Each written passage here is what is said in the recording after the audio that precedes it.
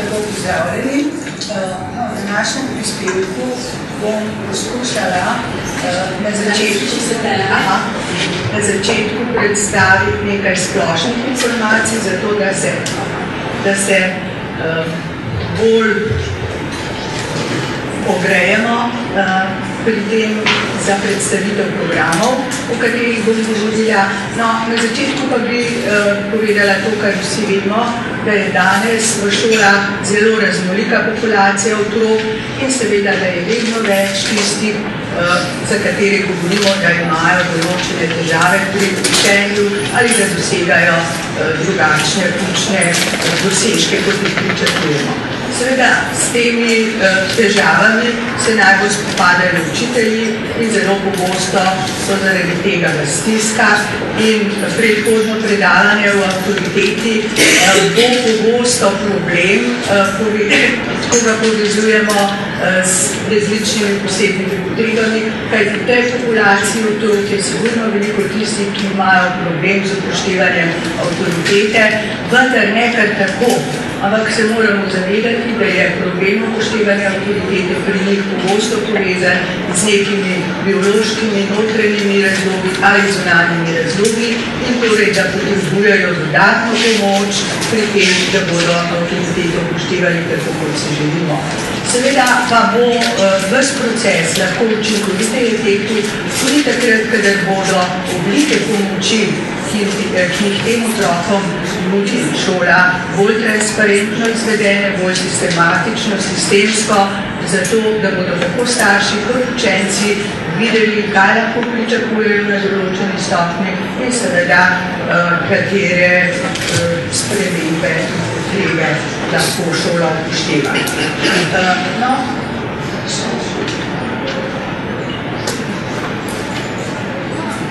Če pogledamo na začetku nekaj podatkov, za kateri menim, da je potrebno, da bomo lažje razumeli sam problem, so tukaj že podatki iz PISA 2009, predvsem zato, da vidimo, da je kar precejšen delež učencev, to se pravi okrog 20%, ki ne dosegajo druge ravni znanja, ki je pomembno zato, da posameznik lahko se uspešno izobražuje in seveda tudi, da je v življenju uspešen. Tisto, na kar moramo biti še posebej pozorni, pa je seveda to, da je večina 15-letnikov, ki imajo zelo, zelo nizko raven vseh pismenosti v 2- in 3-letnih poklicnih šolah. Še nekaj, kar je zelo pomembno, je pa to, da je njihova stopnja pismenosti pomembno odvisna od socioekonomskega statusa družine, iz katere posameznik izhaja. No, če pogledamo rezultate, novejše rezultate PISA 2012, vidimo, da so dosežki tisti, ki ne dosegajo ustrezne ravni pismenosti, podobni kot so bili, da pa seveda to ne pomeni, da smo recimo močno pod povprečjem OECD držav, ki so vključene v OECD raziskavo. No, pomemben je tudi podatek, ki je povezan s preizkusi, nacionalnimi preizkusi znanja iz šolskega leta 2012-13, iz katerih je razvidno, če se to splošno, da je 8% otrok s posebnimi potrebami bilo vključenih v to preverjanje in da je pomemben delež, skoraj do 80% tistih, ki imajo primanjkljaje na posameznih področjih učenja. No, če pogledamo sedaj podatke o dosežkih, nacionalnega preverjanja znanja, vidimo, da učenci, ki imajo posebne potrebe, dosegajo za približno 15% nižje rezultate kot njihovi vrstniki brez posebnih potreb. Tisto, kar je zaskrbljujoče, pa je seveda to, da je skoraj to se pravi preko čez 70% tistih otrok s posebnimi potrebami, ki ne dosegajo manj kot 50% možnih točk. In seveda 33% takih, ki v resnici dosegajo zelo, zelo nizke dosežke. No, ti podatki, o katerih sem se zdaj govorila, se kar lepo skladajo s hipotetičnimi ocenami deležev otrok s posebnimi potrebami v populaciji. Govorimo o 20-25% otrok s posebnimi potrebami v šolajoči populaciji.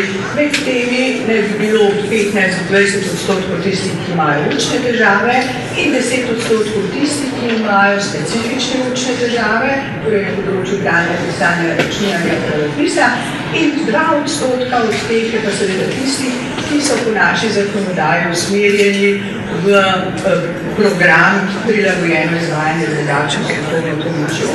Tisto, kar učitelji še posebej izpravljajo v stisko, je seveda raznolikost populacije, o kateri govorimo. Torej, to je populacija, ki ima zelo različne, tako kognitivne, emocionalne, socialne in druge značilnosti, vendar je tisto, kar je pa seveda bistveno pa to, da njihovi dosežki pomembno odstopajo od dosežkov vrstnikov. Poznamo splošne in pa seveda specifične učne težave. No, ker bom govorila o programih, ki so bili pripravljeni v okviru koncepta dela z učenci z učnimi težavami, bi samo na hitro preletela raziskave, ki so kot osnova za pripravo teh sprememb bile narejene skupino kolegic Pedagoške fakultete, Svetovalnega centra in Fakultete za socialno delo. No, kot prvo smo si kar vzeli nekaj časa, da smo pregledali vse teoretične vire, na osnovi katerih smo spremembe predlagali, naredili analizo stanja na številnih šolah, torej ne izhajamo iz nekih hipotetičnih teoretičnih virov, ampak tudi iz stanja, kakršno je bilo v Sloveniji. Na osnovi vseh teh podatkov je bil pripravljen koncept dela z učenci z učnimi težavami v osnovni šoli in ker se zavedamo, da se spremembe težko vnašajo, če niso pripravljeni tudi viri, je bilo narejenih kar nekaj projektov, v katerih smo pa seveda pripravljali strokovne osnove, vire, zato da bi v šolah ta koncept lažje uresničevali. No, in poleg tega smo naredili analizo stanja tudi v srednjih, poklicnih in strokovnih šolah, tako da smo tudi videli, kako se nadaljuje izobraževanje tistih učencev, ki so že v osnovni šoli imeli učne težave in torej kakšne so lahko pričakovanja. Torej, v okviru projektov, ki sem jih omenjala, so bile pripravljene 4 monografije, ki lepo pokrivajo področje, o katerih bom govorila kasneje, so še vedno na spletni strani možno dobiti vsa gradiva in te monografije so bile pripravljene na osnovi rezultatov tudi praktičnega preverjanja predlaganih idej v praksi. No, osnova teh sprememb, torej pri uvajanju koncepta dela z učnimi težavami, sloni na 3 temeljnih konceptih. Kot osnovno seveda se navaja vedno inkluzija. Jaz bi tukaj rada opozorila na eno zmotno prepričanje, ki je pogosto prisotno v našem prostoru, da je inkluzija povezana samo z otroki s posebnimi potrebami. To sploh ni res. Današnja gledanja, današnji viri, ki govorijo o inkluziji, vedno navajajo, poudarjajo, da je inkluzija namenjena vsem učencem. In na drugi strani ne bi inkluzija doprinesla k boljšemu počutju tudi vseh šolskih strokovnih delavcev. Torej, inkluzija je namenjena vsem učencem in seveda s poudarkom, da upoštevamo njihove potrebe, ne pa težave samo. Torej, če vidimo, kaj otroci potrebujejo, potem bomo našli sigurno možnosti sami ali v sodelovanju z drugimi, da bomo tem otrokom tudi pomagali. To seveda terja poenostavljeno odkrivanje, obravnavo teh otrok v procesu izobraževanja. Seveda to lahko stori učitelj, ki je za to usposobljen in pa seveda tisti učitelj, tista šola, ki ima ustrezne strokovne in materialne vire. Da bomo ta inkluzivni pristop lahko uveljavljali v praksi, je seveda potrebno upoštevati sistemski pristop, ki ga je potrebno sistematično razvijati.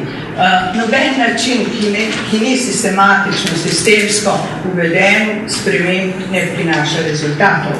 No, model, ki naj bi spremembe v šoli prinašajo, pa seveda model, ki smo ga imenovali odzivno obravnavo. In bistvo tega modela, ki ga bom danes v večji meri predstavljala, je seveda to, da čim prej odkrijemo otroke, ki imajo določene težave pri učenju, tudi vedenju in tudi na drugih področjih, da jim čim prej pomagamo, da to delamo na različnih stopnjah, da se intenzivnost pomoči povečuje glede na potrebe otroka, da seveda vse to terja znanstveno dokazane pristope in da bodo to seveda zmogli tisti, ki bodo obvladali tudi dobre strategije vključevanja prakse in obravnave teh otrok. Kot najbolj enostaven prikaz je tega modela in tudi možnosti za uresničevanje koncepta dela učencev z učnimi težavami je tale tristopenjski model. In sicer zato, ker gre za sistematično delo na tem področju, torej za sistematično delo z otroki z učnimi težavami, torej na treh stopnjah, o katerih bom kasneje še govorila, bo učitelj in šolski tim odkrival, spremljal in diagnosticiral potrebe močna področja in težave otrok in seveda na treh stopnjah tudi temu otroku, ki bo te težave imel, nudil ustrezne oblike pomoči. Seveda pa to lahko dosežemo samo v sodelovanju, torej s timskim delom, v sodelovanju s starši, učenci in seveda vsemi drugimi, ki so udeleženi v ta proces. No, tukaj imamo schematičen prikaz tega hierarhičnega modela oziroma modela odziva na obravnavo. Ta model je prilagojen našim pogojem. Torej, upoštevali smo pri pripravi, pri prilagoditvi generalnega splošnega modela naše pogoje, naše vire, naše možnosti, zato da bi lahko v šolski praksi ta model čim bolj učinkovito uresničevali v praksi. Bistvo tega modela je, kot sem že omenila, to, da se stopenjsko povečuje pomoč otrokom, ki so rizični za neke učne težave.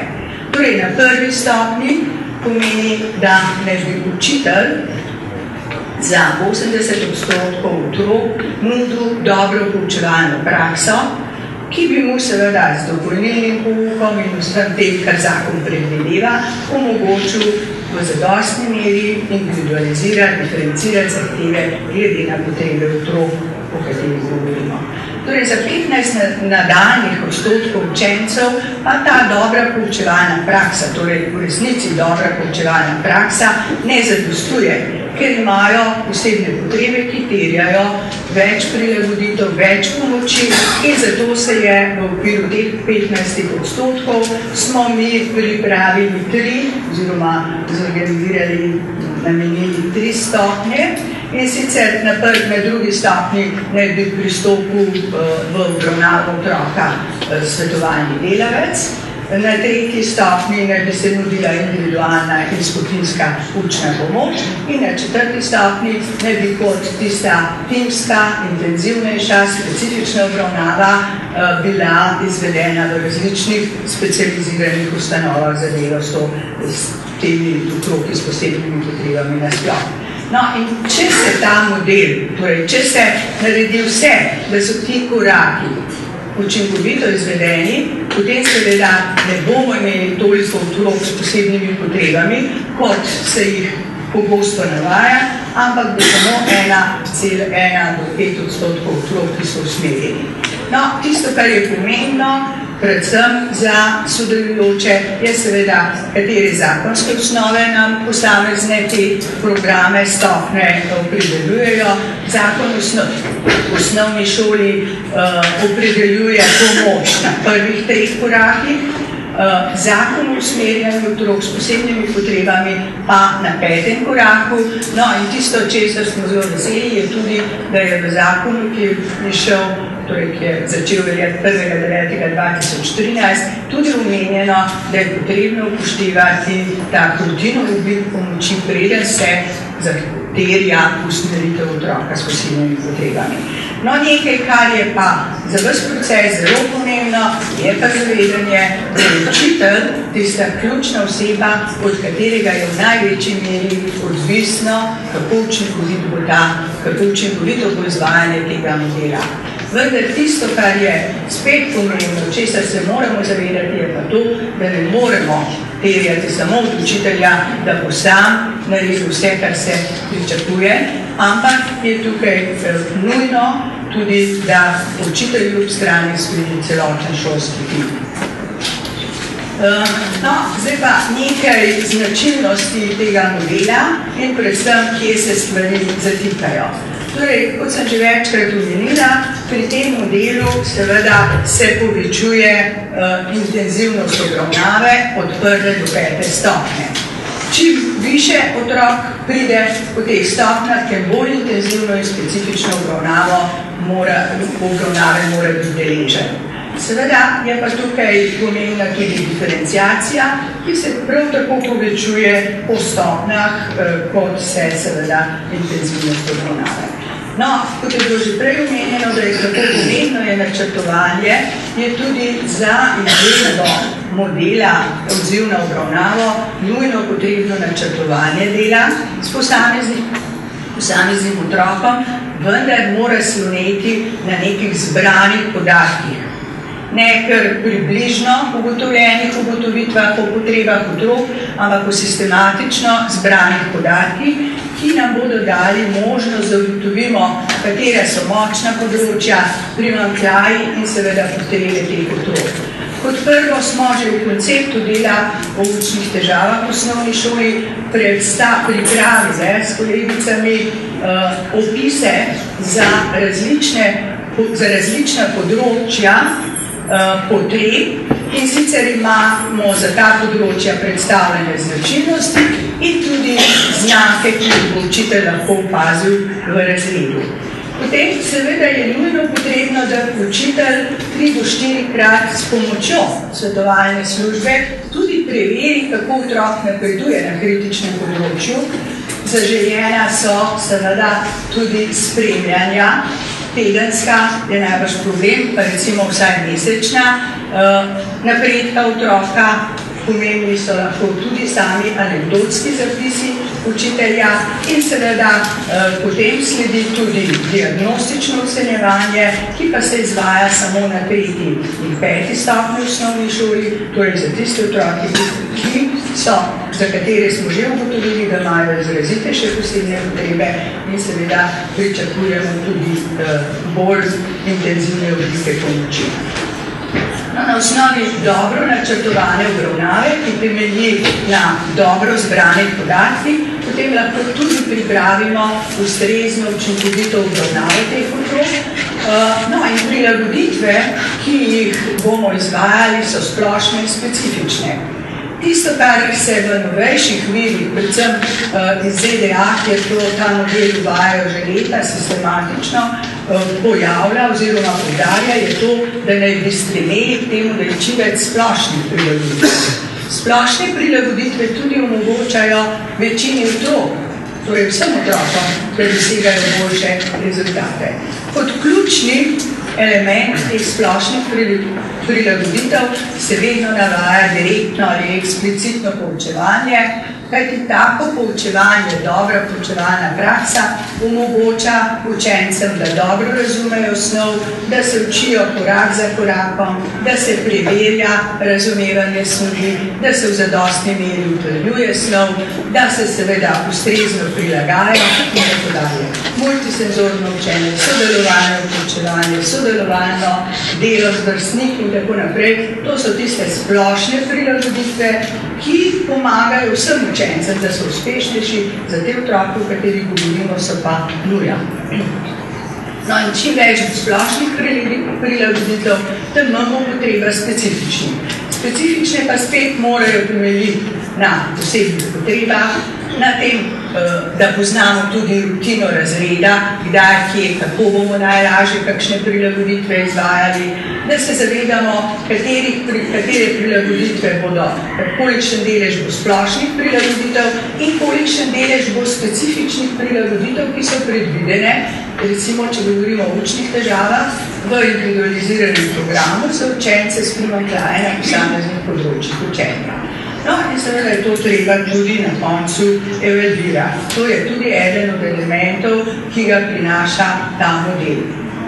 No, in specialno pedagoška obravnava naj bi bila rezervirana v resnici za tiste otroke na vseh področjih posebnih potreb, ki imajo v resnici najbolj intenzivne, specifične potrebe in seveda je potrebno dovolj strokovnega znanja, da tem otrokom tudi ustrezno pomagamo. Vendar pa to ne pomeni, da bo specialni pedagog vstopal samo na 5. koraku, ampak v vseh teh šolah, kjer intenzivno izvajajo ta model, prakticirajo tudi sodelovanje specialnega pedagoga od 1. koraka naprej, kajti če učitelj dobro sodeluje, kako lahko svetuje, kako lahko izvaja sam proces poučevanja, različne oblike pomoči, seveda je potem mnogo manj potrebe po zelo intenzivnih oblikah dela. No, ključno za te spremembe je seveda timsko sodelovanje, timsko delo. Poznamo različne time, ki naj bi sodelovali pri izvajanju tega modela, od teh univerzalnih timov, ki so seveda v sklopu, ki delujejo v sklopu različnih konferenc, aktivov in tako naprej, do tega, da bi morali bolj sistematično se timsko srečevati timi, ki obravnavajo posameznega otroka na prehodih po posameznih stopnjah. In seveda tudi krizni timi, ki bi hitro pomagali učitelju in vsem drugim reševati probleme. No, timsko sodelovanje seveda je ustrezno, če vsi, ki v timu sodelujejo, naredijo vse, kar je potrebno. Kot prvega se vedno navaja seveda ravnatelja, kajti to je oseba, ki podpira, ojačuje tiste, ki delajo z otroki s posebnimi potrebami, ki zagotovi pogoje, da se to izvaja, ki zagotovi tudi materialne vire, zagotovi izobraževanje in tako naprej. Iz izkušenj pri delu z inkluzivnimi timi vem, da je ogromno šol, kjer ravnatelji naredijo ogromno stvari za to, da se ti otroci ustrezno lahko šolajo v šolah, v rednih osnovnih šolah. Torej ne samo, da so vključeni, ampak da so tudi uspešni. No, seveda, če začnemo z uvajanjem modela, je dobro, če bi imeli tudi trenerje. Tako smo tudi mi v okviru inkluzivnega tima izvajali ta projekt. Naslovnica knjige je ob strani. No, in ti trenerji bi bili lahko strokovni delavci Zavoda za šolstvo, fakultet, drugih ustanov, ki bi pa seveda pomagali uvajati ta model v praksi z vsem potrebno pomočjo, podporo in seveda tudi različnim svetovanjem velikih načinov dela. Nekdo bi moral nujno tim voditi, običajno so to svetovalni delavci ali pa specialni rehabilitacijski pedagog, če prihaja kot mobilni pedagog. In vsi ti, ki bi vodili ta tim, bi morali seveda skrbeti za to, da se timski sestanki sklicujejo, da se ustrezno vodi, organizira delo, da demonstrira različne nove oblike pomoči, da svetuje prilagoditve in tako naprej. No, in seveda na koncu je šolski tim, torej šolski strokovni delavci, predvsem učitelji, ki otroka obravnavajo, so pa tisti, ki seveda izvajajo te prilagoditve in seveda tudi odločajo o tem, kako bo otrok napredoval v stopnjah. Kot ves čas poudarjam, je ključna za uresničevanje tega modela dobra poučevalna praksa. Torej, to ni nič novega. To je samo zahteva potem, da učitelj kompetentno izvaja dobro poučevalno prakso. Nekaj elementov sem prej omenjala in seveda, če je dobra poučevalna praksa v resnici dobra, ker učitelj preživi z otrokom več kot 95% njegovega časa v šoli, potem seveda je učinek mnogo večji. Tudi če ima različne oblike pomoči, bo delo z otrokom učinkovitejše, če bo seveda tudi v razredu deležen vseh potrebnih oblikov pomoči. Seveda mora biti delo z učencem spremljano in zavedati se moramo to, kar se pri nas pogosto spregleda, da kvantiteta ni vedno tudi kvaliteta. Torej, tudi takrat, da ima otrok ogromno oblik pomoči, ne pomeni, da bo delo z otrokom učinkovito, če te oblike pomoči niso ustrezno izvedene in če jih ne izvajajo na stopnjah, kjer je potrebna intenzivna pomoč, tisti strokovni delavci, ki imajo specialna znanja. No, in seveda potem sledi tudi odločanje, problem je odločanja prehodov, stopnje na stopno, to ne sme biti odločitev enega samega človeka, ampak mora biti to vedno timska odločitev, da se pogleda različne aspekte in tukaj je nujno potrebno vključevati tudi starše. Manj problemov bo starši, če bodo lahko sodelovali. In tisto, kar je ključno, upoštevati posebne potrebe, upoštevati razkorak med potrebami in pa seveda pričakovanji in izvajati tudi evalvacijo. No, potem potek odločanja, potrebno je postaviti, da se odločamo za prehode, ko so bili vsi viri na določeni stopni že izkoriščeni in seveda potem izločili različni še drugi dejavniki. No, tisto, kar bi rada na koncu še poudarila, je pa ta pomen sistemskega, sistematičnega pristopa. Kot vidimo, imamo tukaj 4 elemente od širšega okolja, šole, razreda in otroka. In če pogledamo najprej širše okolje, kajti samo takrat, kada se dejavnosti vseh teh elementov prepletajo, dopolnjujejo, lahko pričakujemo, da bo otrok s katerimi posebnimi potrebami, tudi učnimi težavami, učinkovito vključen v razred in seveda optimalno razvil svoje potenciale. Če pogledamo, običajno se vsi obračamo na Ministrstvo za izobraževanje, znanost in kulturo, ki seveda s pravnimi okviri postavi zahteve tudi do šol v zakonih pravice otroka in kot sem že omenila, v zakonu o usmerjanju so pravice uzakonjene tudi do kontinuuma pomoči, zakon v osnovni šoli prav tako uzakonja njihove pravice.